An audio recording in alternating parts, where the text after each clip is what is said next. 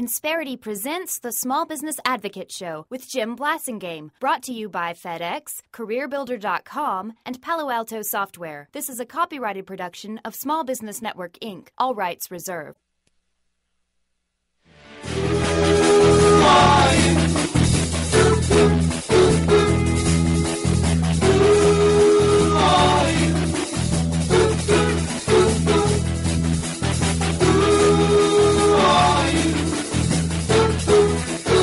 That's The Who, bringing us back 23 after the hour. Thank you very much for joining me. Thanks for hanging out with me. I'm Jim Blasingame, and I am the Small Business Advocate. Please check out my website, smallbusinessadvocate.com. We're having a great visit with Rick Lepsinger, a longtime Brain Trust member, president of On Point Consulting, LLC. Put a .com on the end of that, and you'll find his website. The co-author of a number of books, or author or co-author, of Flexible Leadership, also Virtual Team Success, which is kind of what we're talking about this visit, and also Closing the Execution Gap. These books are available wherever books are sold. Rick, thanks again for hanging out with us. We're talking about cooperating versus competing, and you told us in the previous segment that humans are hardwired to be more likely to compete with someone else than they are to cooperate with them, and what you said was we have to have, leadership has to establish common goals that everyone can accept and buy into, so that now that we know what we're working on, now all we have to decide is how are we going to get there and what's it going to look like, right? Right, exactly right. And it could be, the shared goals can be like a hard metric, or it could be a common value, like customer service or safety or quality. But you've got to have some platform upon which people can sort of put aside their own individual need to be able to come together for a common good. And then the other thing that you need, in addition to the shared goals, is you've got to have clear roles. And what I mean by that is really defining what cooperation looks like and when do you need to cooperate. And a lot of that is about also, in addition to defining where your job starts and the other person's job ends and where the handoff is, but it's also about defining and clarifying decision authority, meaning who has the final say. Because what you're trying to do is not always have it be the boss.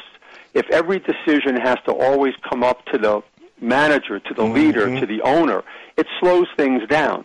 What you're trying to do is make it so people closest to the action can make the decision, but when they're working across functions, it's not always clear who has the final say. So you're trying to clarify that on the front end, so it's a little smoother, and you get more of the cooperation that way. Well, and when you're working like this too, Rick, can't you establish? If you're the leader, you're the owner, let's say, and let's say you're building a website, for example. You establish what the website's supposed to accomplish.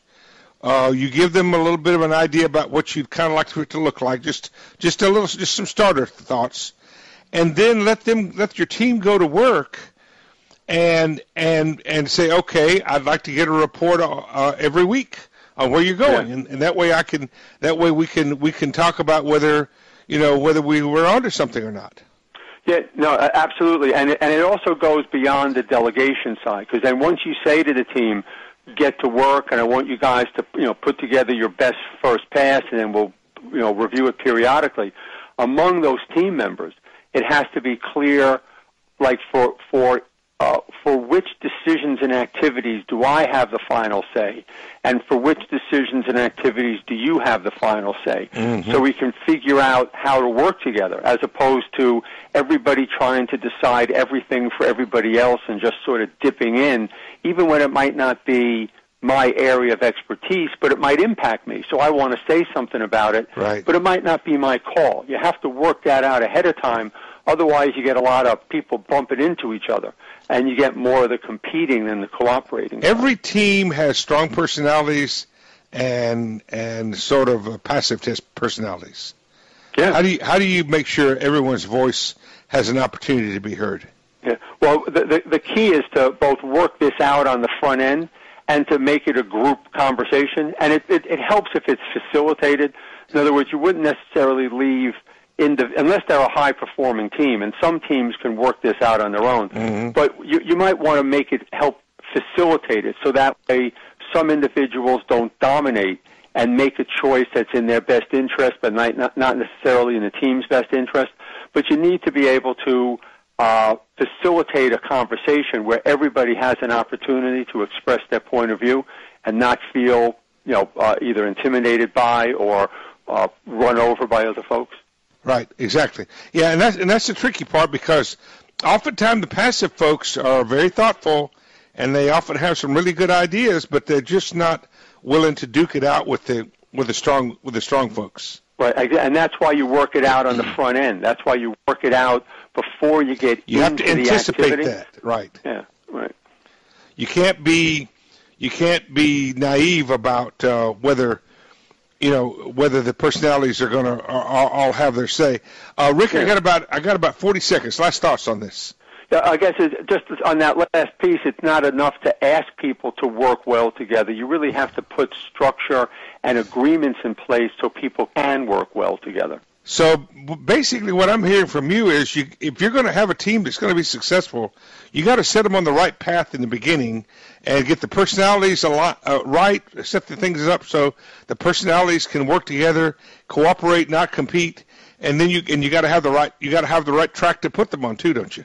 Right, exactly right. I mean, they might work it out on their own eventually, but what you're trying to do is accelerate the team formation, and, right. And these are the things that will help them. Right.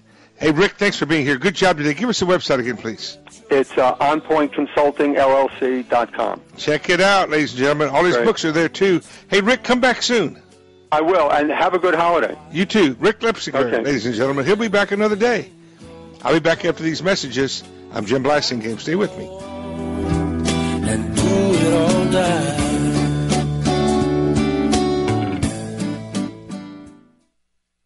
Insperity presents the Small Business Advocate Show with Jim Blasingame, brought to you by FedEx, CareerBuilder.com, and Palo Alto Software. This is a copyrighted production of Small Business Network, Inc., intended for the private use of our audience. Except as otherwise provided by copyright law, all other copying, redistribution, or publication without prior written consent is prohibited. All rights reserved.